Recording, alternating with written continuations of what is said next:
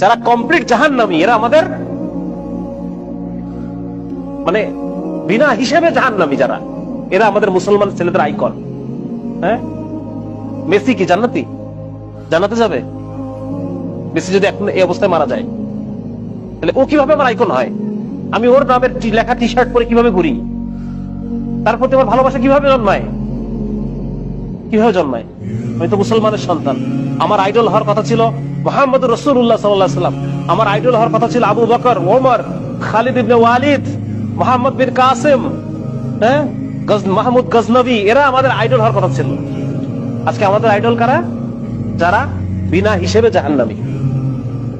আমি কি মুসলমানের সন্তান না? আমি পড়ি নাই কালেমা লা ইলাহা ইল্লাল্লাহ মুহাম্মাদুর রাসূলুল্লাহ? তাহলে এই ধরনের যারা আল্লাহকে অস্বীকার করে, যারা শিরকে নিমজ্জিত, কুফরে নিমজ্জিত, সিনার মধ্যে নিমজ্জিত, এই মানুষগুলো কিভাবে আমার আইকন হয়? এই জন্য এইটা মনে করার কোনো কারণ নাই যে আমি এখন আমার যে যৌবন কাল, এইটা আমি যেভাবে ইচ্ছা সেভাবে চলবো, বৃদ্ধ বয়সে গিয়ে আমি ভালো হয়ে যাবো। এটা যদি আমি মনে করি, আমি অনেক বড় ভুল করলাম।